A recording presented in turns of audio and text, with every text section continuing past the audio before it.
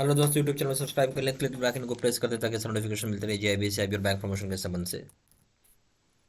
यहाँ बात कर रहे हैं जीआईबी का accounting and finance for bankers. Previous year question bank number 10 है।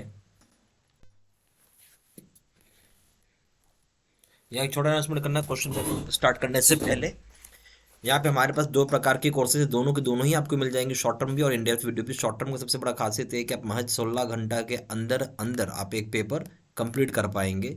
ठीक है, और इसको करने से आराम से आप यहाँ टारगेट लेके चल सकते हैं कि 55-60% में लाया जा सकता है। दूसरा इंडिया वीडियो कोर्स, अगर थोड़ा समय और हो तो आप 5 दिन का अगर आप समय लगाते हैं तो यहाँ पे आप 75% नंबर का टारगेट लेके चल सकते हैं। दोनों जगह वीडियो लेक्चर कोर्सेज है, दोनों जगह केस स्टडी की वीडियो, दोनों जगह 13,500 क्वेश्चन बैंक है, दोनों जगह 30 मॉक टेस्ट, दोनों जगह रिवीजन नोट्स है। यहाँ जो वैलिडिटी की बात हो जाएगी 6 महीने की वैलिडिटी यहाँ पे, और यहाँ जो वैलिडिटी हो जाएगी लाइफ लॉन्ग।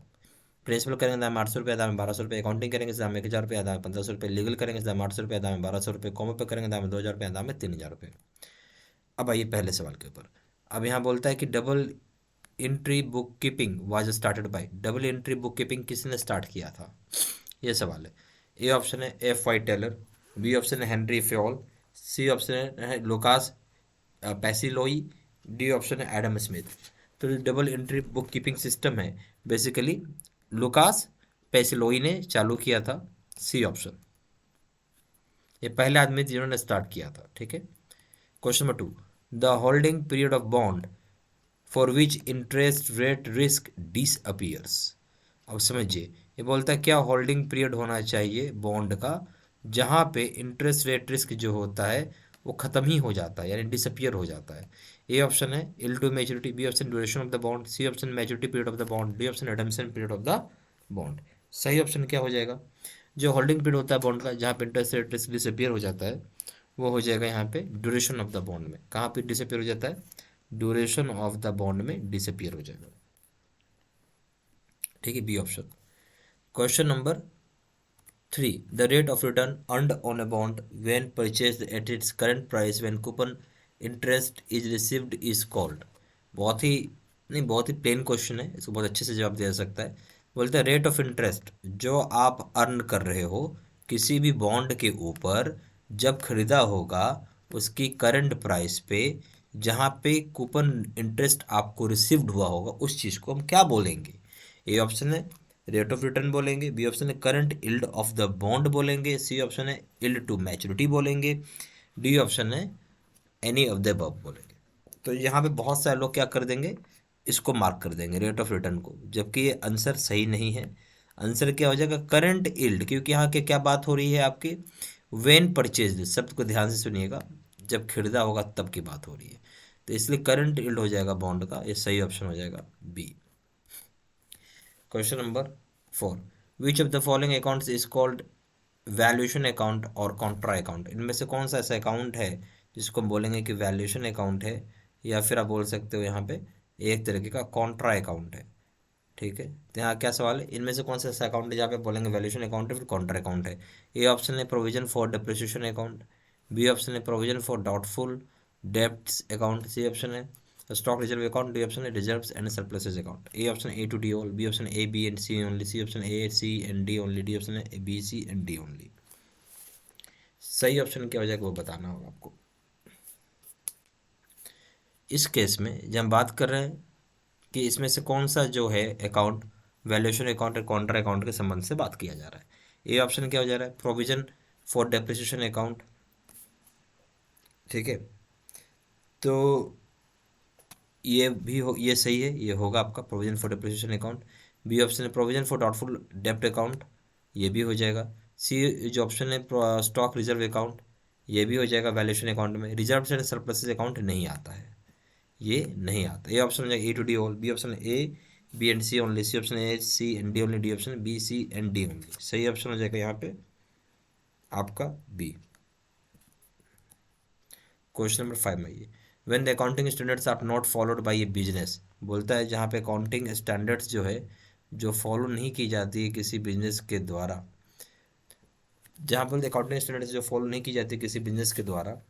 ठीक है, ये पहला पॉइंट है the auditors qualify their audit reports, auditors qualify कर जाता है उसका ऑडिट रिपोर्ट्स के लिए। दूसरा पॉइंट है if auditors do not qualify their audit reports they are guilty और प्रोफेशनल मिसकंडक्ट। और ऑडिटर्स क्वालिफाई नहीं करते हैं ऑडिट रिपोर्ट्स के लिए तो गिल्टी हैं प्रोफेशनल मिसकंडक्ट के लिए। तीसरा है the management is held responsible, management को रिस्पॉन्सिबल ठहराया जाएगा। तो इसमें जो ए ऑप्शन है ओनली 1 इन 2, बी ऑप्शन ओनली 1 इन 3, सी ऑप्शन ओनली 2 इन 3, डी ऑप्शन 1 2 इन 3। जब अकाउंटिंग स्टैंडर्ड्स फॉलो नहीं किया जाता बिजनेस में, ठीक है, फॉलो नहीं किया जाता तो ऑडिटर्स का काम क्या है कि क्वालिफाई करे अपना ऑडिट रिपोर्ट्स को, ये बात सही है। फिर है अगर ऑडिटर्स ऐसे नहीं करते हैं, क्वालिफाई नहीं करते हैं अपना ऑडिट रिपोर्ट को, तो नेचुरल सी बात उनको गिल्टी माना जाएगा प्रोफेशनल मिसकंडक्ट के लिए, ये बात बिल्कुल सही है। तीसरा पॉइंट बोल रहा है कि मैनेजमेंट भी यहाँ रेस्पॉन्सिबल होगा इस तरह के काम के लिए, बिल्कुल सही है। तो सही ऑप्शन हो जाएगा डी 1 2 एंड 3। क्वेश्चन नंबर 6 में ये the depreciation under sum of years digit SYD is calculated with the help of the following. बोलते हैं depreciation under sum of years digit है SYD, जिसको हम कैलकुलेट करेंगे कौन सी मेथड से। जैसे पहला ऑप्शन दिया हुआ है आपका written down value minus salvage value multiply by remaining useful life divide by sum of years digit, A option हो गया। बी ऑप्शन है original cost minus salvage value multiply by bracket में आपका sum of years digit divide by remaining useful life. C option है written down value minus salvage value multiply by original और sorry multiply sum of years digit divide by remaining useful life. D option है original cost minus salvage value multiply by remaining useful life divide by sum of years light sum of years digit sorry. सही option हो जाएगा इस case में D हो जाएगा, यानी original cost minus salvage value multiply by remaining useful life divide by sum of years digit, D option. Question number 7 है which of the following does not match, यानी यहाँ समझिए कौन सा ऐसा ऑप्शन है जो मैच नहीं कर रहा, बाकी 3 मैच कर रहा है, एक मैच नहीं कर रहा है। पहला ऑप्शन है purchase of machinery for sale revenue expenditure आएगा, ये बिल्कुल मैच कर जाएगा, कोई प्रॉब्लम नहीं है, सॉरी ये मैच कर जाएगा तो कोई दिक्कत नहीं है। तो परचेज ऑफ मशीनरी सेल किस में आएगा, रेवेन्यू एक्सपेंडिचर में आएगा। एडवर्टाइजमेंट एक्सपेंसेस कहाँ आएगा, डेफर्ड रेवेन्यू एक्सपेंडिचर में, क्योंकि लॉन्ग टर्म के लिए प्रचार करते हैं आप, ठीक है, ये भी सही। सी ऑप्शन है payment of wages to labour revenue expenditure का पार्ट है। रेवेन्यू क्या होता है, छोटे समय के लिए होता है, रेवेन्यू हमेशा छोटे पीरियड के लिए होता है, तो उसमें खर्चा होगा क्योंकि अब लेबर को हर महीना महीना आपको पैसा देना होगा, ठीक है, तो ये भी सही है। फिर purchase of goods for trade, ये कैपिटल एक्सपेंडिचर, कैपिटल एक्सपेंडिचर में आएगा, रेवेन्यू एक्सपेंडिचर में आता, तो इसलिए ये यहाँ पे गलत हो जाएगा, सही ऑप्शन हो जाएगा डी।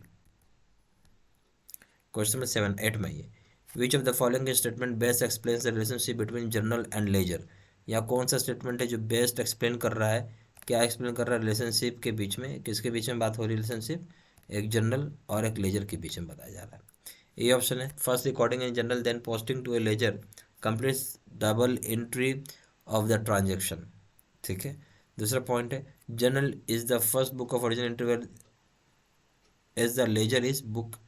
एक बार फिर से सुनते इसको, ए ऑप्शन क्या, first recording in general then posting to ledger completes double entry of transaction, यानी पहले ट्रांजेक्शन को रिकॉर्ड करेंगे जनरल में देन पोस्ट कर देंगे लेजर में, इस तरीके से हम कंप्लीट कर पाएंगे डबल एंट्री की ट्रांजेक्शन को। दूसरा पॉइंट है journal is the book of original entry where ledger is the book of second entry, journal जो है ओरिजिनल बुक की एंट्री जबकि ledger second book of entry है।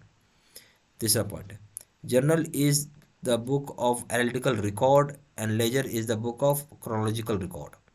तो जर्नल जो होता है एक तरह का एनालिटिकल रिकॉर्ड के, जर्नल का एक तरह का बुक है एनालिटिकल रिकॉर्ड का, जबकि लेजर जो क्रोनोलॉजिकल और रिकॉर्ड का बुक है, यानी सीक्वेंस में डेट वाइज अरेंज किया रहता है उसमें। डी ऑप्शन है process of recording in journal is called posting, the process of recording in ledger is called journalising.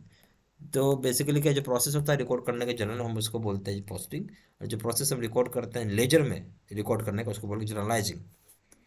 तो सही ऑप्शन क्या हो जाएगा इसमें, वो पूछ रहा है। तो सही ऑप्शन है इसमें जर्नल बिल्कुल बुक ऑफ ओरिजिनल एंट्री है, इसमें कोई डाउट ही नहीं है, और लेजर जो बुक है सेकंड एंट्री है, ये सबसे बेस्ट आंसर यही है आपका B. Question number 9 an entry of ₹500 was wrongly posted to wages account instead of machinery account as wages are to be capitalized. This is an it is an error of, बोलता है कि entry 500 रुपये का जो कि गलत से wrongly हो गया, रॉन्गली पोस्टेड हो गया कहाँ, वेजेस अकाउंट में, जबकि कहाँ पोस्ट करना था, इसको मशीनरी अकाउंट में पोस्ट करना था। तो वेजेस जो है इसको कैपिटलाइज किया जा रहा है, ये किस प्रकार का एरर है। ए ऑप्शन है कमीशन, बी ऑप्शन है प्रिंसिपल, सी ऑप्शन है ओमिशन, डी ऑप्शन है क्लरिकल। बेसिकली ये जो एरर हो जाएगा ओमिशन एरर है।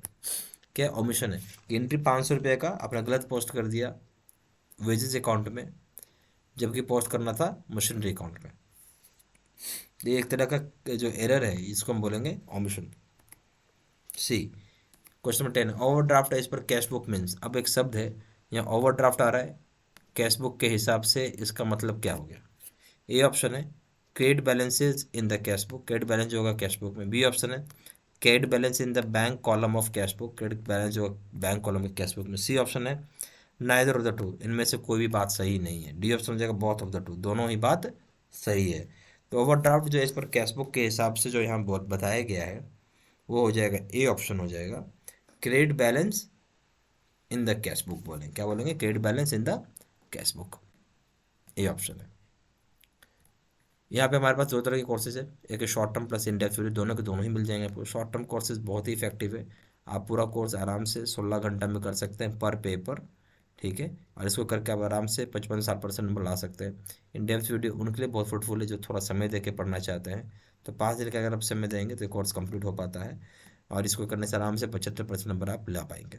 दोनों जगह वीडियो लेक्चर कोर्सेज है, दोनों जगह केस स्टडी का वीडियो, दोनों जगह 13,500 क्वेश्चन बैंक है, दोनों जगह 30 मॉक टेस्ट, दोनों जगह रिवीजन नोट्स है। यहाँ बात करेंगे वैलिडिटी को लेकर, तो 6 महीने की वैलिडिटी है, और यहाँ जो वैलिडिटी की बात करेंगे लाइफ लॉन्ग है। प्रिंसिपल्स का काम पेपर लेंगे तो दाम 800 रुपये, दाम 1200 रुपये, अकाउंटिंग करेंगे दाम 1,000 रुपये, दाम 1500 रुपये, लीगल करेंगे दाम 800 रुपये, दाम 1200 रुपये, कॉमो पे करेंगे दाम 2,000 रुपये, दाम 3,000 रुपये। ज़्यादा जानकारी के लिए फ़ोन भी कर सकते हैं, फ़ोन नंबर हो जाएगा 4x9685 या फिर वेबसाइट में जाकर डायरेक्टली ऑनलाइन ऑर्डर प्लेस कर सकते हैं। वेबसाइट हो जाएगा www.jbcstudymetal.com, email आई डी हो जाएगा 3 नंबर 3 @gmail.com। ये सारी इन्फॉर्मेशन मैंने इसी वीडियो के डिस्क्रिप्शन बॉक्स में डाल दिया। Thank you very much.